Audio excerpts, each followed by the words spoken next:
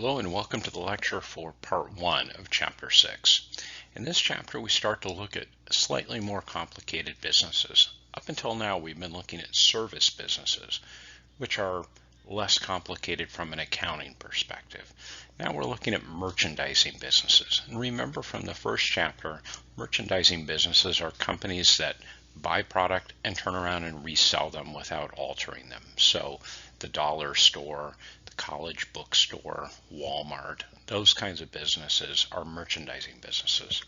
So in this lecture, I'll talk about the nature of merchandising businesses, and then I'll get into the purchasing side of merchandising transactions. So merchandising businesses will buy inventory, those are their purchases, and then they'll sell that inventory. So in part 2 of this lecture, I'll talk about the sales side, those kinds of transactions. I'll cover financial statements and then a little bit about some adjusting entries. So merchandising business, as I mentioned, purchases inventory, which it then sells to customers. So there's a little bit of a different picture for the income statement for that company. So in a service business, remember we had fees earned minus operating expenses. That gave us net income. In a merchandising business, instead of having fees earned, our revenue will be called sales.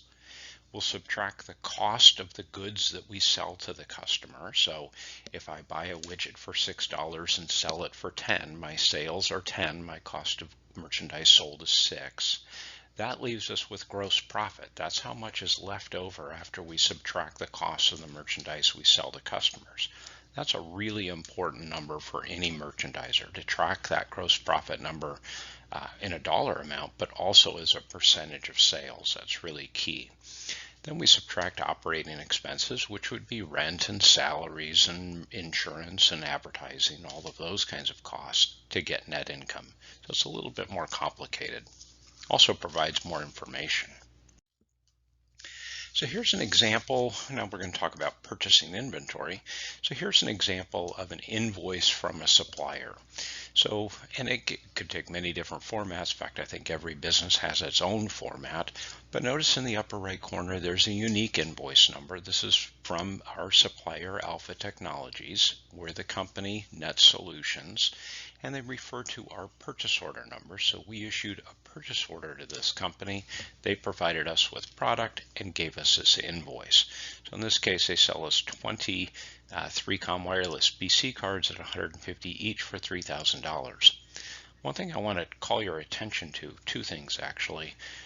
One is terms. It's in kind of the middle section there. It says 210 net 30. I'll talk about that in a minute. Those are prompt payment discounts that are offered to entice us to pay early. So I'll talk about that more in a minute. And then the other point is FOB, which I'll talk about in part 2 of the lecture. That's where the goods change ownership, where title is transferred.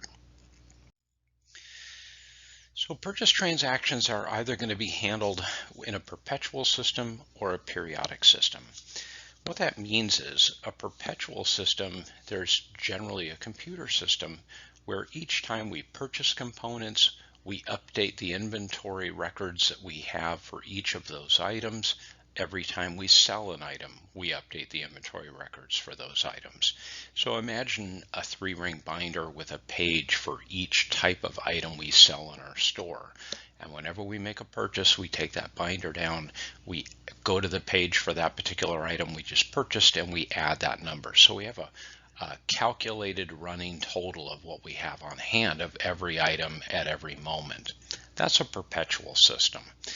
What the advantage of that is whenever we make a sale, we can record the sale of that particular component, the cost associated with it at that time. So we always have a theoretical value of inventory. A periodic system, we don't bother doing that. We just buy stuff, put it on the shelf, and at the end of every month, we count everything. And we figure out what our cost of goods sold are by determining what was our inventory at the beginning of the period, add all of the purchases we made from a dollar standpoint. That gives us the goods that are available to be sold. And then we count the ending inventory, we subtract that. That tells us the cost of what must have left the store. The problem with periodic is it doesn't allow us to isolate shoplifting or theft, things like that. We just know that we're missing a dollar value of inventory. Our margin is less than we thought it would be, but we don't know why. The other disadvantage is that we don't really know how we're doing until we take inventory at the end of the month. The final disadvantage is we can't say anything intelligent about what our gross profit margin is by item. So we could have items that we're selling that we're maybe losing money on, but that's hidden by what we're making money on other items. So there's a lot of disadvantages to periodic systems. Most companies have switched to perpetual. That's what I'll talk about here.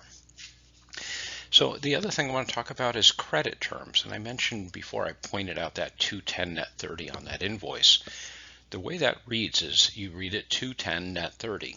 210 means I'll offer you a 2% discount, and that doesn't apply to freight charges, just the cost of the goods. So I'll offer the customer, or the supplier is offering us as the customer, a 2% discount if we pay within 10 days, or we need to pay the net amount, the full amount, in 30 days.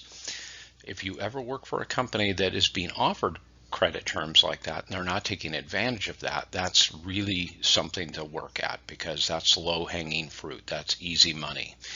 In effect, if you don't pay within 10 days, you're foregoing a 2% savings by continuing to use that money for 20 days.